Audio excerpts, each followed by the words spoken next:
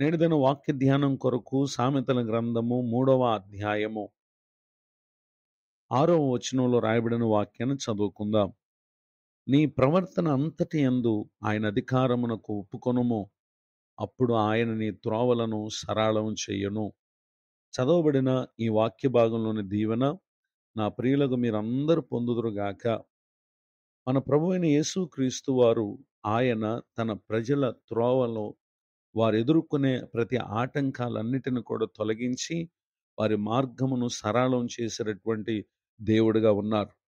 ఈ దీవెనకు ఎప్పుడు ఒక వ్యక్తి పాత్రుడు కాగలడు అని అంటే, దేవుని అధికారానికి వారు తమ ప్రవర్తన అంతటి యందు ఒప్పుకొనినప్పుడు, అనగా ఏమాత్రము తమ నిర్ణయాలను అనుసరించి నడవక దేవుని చిత్తం మీద పరీక్షించి తెలుసుకుని ఎందరైతే ఆయన వాక్యానుసారంగా జీవిస్తారో అట్టి వారు దేవుని అధికారానికి ఒప్పుకొనినటువంటి వ్యక్తులుగా ఉండగలరు గనుక నిశ్చయముగా దేవుడే వారి త్రోవను ఆయన సరళం చేస్తారు. యెషయా గ్రంథం 45వ అధ్యాయము 2వ వచనంలో, నేను నీకు ముందుగా పోవచ్చు మెట్టగానున్న స్థలములను సరళం చేసేదను, ఇత్తడి తలుపులను పగలగొట్టెదను, ఇనుప గడియలను విడగొట్టెదనని ప్రభువారు మాట్లాడుటను మనం గమనించగలం. నిజమే, ఎందరైతే ప్రభు అధికారానికి ఒప్పుకొని తాము దేవుని చిత్త ప్రకారం జీవిస్తారో అట్టి వారికి దేవుడు ముందుగా వెళ్ళేటటువంటి దేవుడిగా ఉన్నారు. వెళ్ళి వారికి ఆటంకములుగా ఉన్నటువంటి ప్రతి పరిస్థితులను ఆయన సరళం చేసేటటువంటి దేవుడిగా ఉన్నారు. యెషయా గ్రంథం 43వ అధ్యాయం 16వ వచనంలో, సముద్రములో త్రోవ కలుగు చేయవాడనని ప్రభువారు ఇక్కడ తెలియచేయటం గమనించగలం.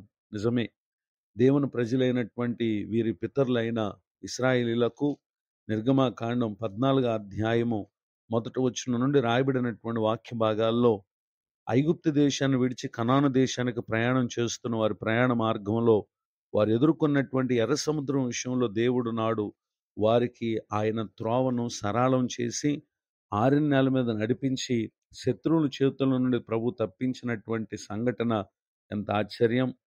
ఈ మాటలు వింటున్నటువంటి నా ప్రియ సహోదరి సహోదరులు, వారికే కాదు, ఈ మాటలు వింటున్నటువంటి మనతో కూడా మాట్లాడుతున్న పరిశుద్ధాత్మ దేవుడు ఇటు లక్షణమును మనం ఆయన ఎదుట కనపరిచినప్పుడు నిశ్చయముగా ఆయన మనకు మేలు చేస్తారు. యెషయా గ్రంథం 26వ అధ్యాయం 7వ వచనములో, నీతిమంతులు పోవు మార్గము సమముగా ఉండును, నీతిమంతుల త్రోవను నీవు సరళం చేయుచున్నావని భక్తుడు మాట్లాడుతున్నాడు. నిజమే, ఎందరైతే ప్రభు అధికారానికి ఒప్పుకొని ఆయన చిత్తానుసారంగా జీవిస్తారో అట్టి వారి మార్గమును ప్రభువారు సమముగా చేస్తారు. ఆటంకాలు మన ముందు ఉంటాయి, అభ్యంతరాలు ఉంటాయి, కష్టాలు, నష్టాలు, ఇబ్బందులు, కన్నీరు, వేదన, దుఃఖం ఇవన్నీ మనకు వచ్చినప్పటికీ ప్రభువారు మనం వెళ్ళు మార్గమును ఆయన సమముగా చేస్తారు. అనగా మన త్రోవను ఆయన సరళం చేస్తారు.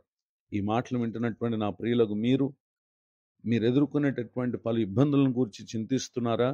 అధైర్యపడుతున్నారా? కృంగిపోకండి. ప్రభునందు విశ్వాసం ఉంచండి. సంపూర్ణంగా ప్రభువునకు మిమ్మల్ని మీరు అప్పగించుకోనండి. నిశ్చయంగా నేడు విన్న ఈ వాక్య భాగంలోని వాగ్దానాలు ఏవైతే ప్రభువారు సెలవిస్తున్నారో ఆయన వాటిని మీ జీవితంలో నెరవేరుస్తారు. ఇటు దీవెనలకు నా ప్రియులకు మీరు పాత్రులు కావాలని కోరుతూ ఈ మాటలు ముగిస్తున్నాను. ప్రార్థన. కృపగలిగిన మా తండ్రి, వందనాలు. నేడు విన్న ఈ మాటలు మా ప్రియుల హృదయాల్లో ఫలింపజేసి ఆశీర్వదించండి. నూతన సంవత్సర దయాకిరీటాన్ని పొందిన ప్రియులను దీవించండి.